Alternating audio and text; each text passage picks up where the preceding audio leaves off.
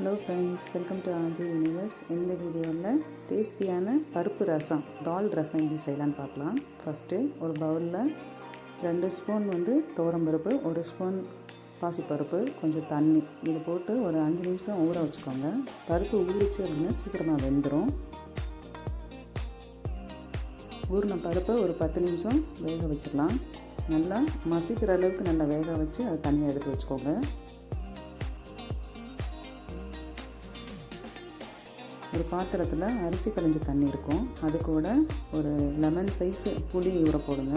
நல்லா ஊறினதுக்கப்புறம் அதை புளியை கரைச்சி அதை தனியாக எடுத்து வச்சுக்கோங்க. ஒரு மிக்ஸி ஜாரில் கொஞ்சம் மிளகு, சீரகம், 5 பூண்டு இதெல்லாம் போட்டு நல்லா கொரப்பாக அரைச்சிக்கலாம். இது கூட தக்காளி, 2 பச்சை மிளகா, கொத்தமல்லி, கருவேப்பிலையும் நீங்கள் சேர்த்துக்கலாம், எனக்கு கிடைக்கல. இதெல்லாம் ஒரு பேஸ்ட் மாதிரி அரைச்சி எடுத்து வச்சுக்கலாம். ஒரு பேன் எடுத்துக்கோங்க. எண்ணெய் ஆட் பண்ணி சூடானதுக்கப்புறம் வெந்தயம், கடுகு, உளுந்து இதெல்லாம் போட்டு நல்லா வெடிக்க விடுங்க. வெடித்ததுக்கப்புறம் ஒரு ரெட் சில்லி ஆட் பண்ணிக்கோங்க. கருவேப்பிலை நீங்கள் யூஸ் பண்ணிக்கலாம், எனக்கு கிடைக்கல. இப்போ அரைச்சி வச்சுருக்க அந்த பேஸ்ட் எடுத்து இது கூட ஆட் பண்ணிடலாம். இதை நல்லா மிக்ஸ் பண்ணுங்கள்.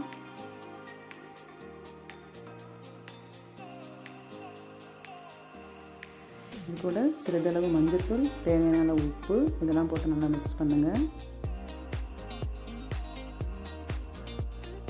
கொஞ்சம் பெருங்காயத்தூள் சேர்த்து நல்லா மிக்ஸ் பண்ணிக்கலாம்.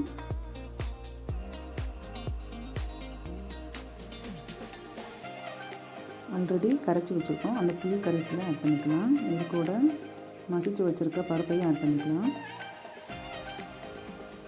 நல்லா மிக்ஸ் பண்ணிக்கலாம். இது கூட கொத்தமல்லி இலை ஆட் பண்ணிக்கலாம்.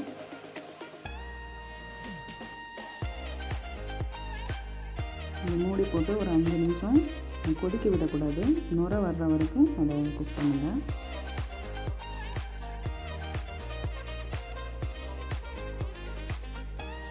நுரை வந்துருச்சுன்னா இந்த கண்டிஷனில் ஃப்ளேம் ஆஃப் பண்ணிடலாம். செம்ம டேஸ்டியான தால் ரசம், பருப்பு ரசம் ரெடியாக இருக்குது. சாப்பிட்டு கூட செம்ம டேஸ்டியாக இருக்கும். ட்ரை பண்ணி பாருங்கள், கமெண்ட்ஸ் போடுங்க.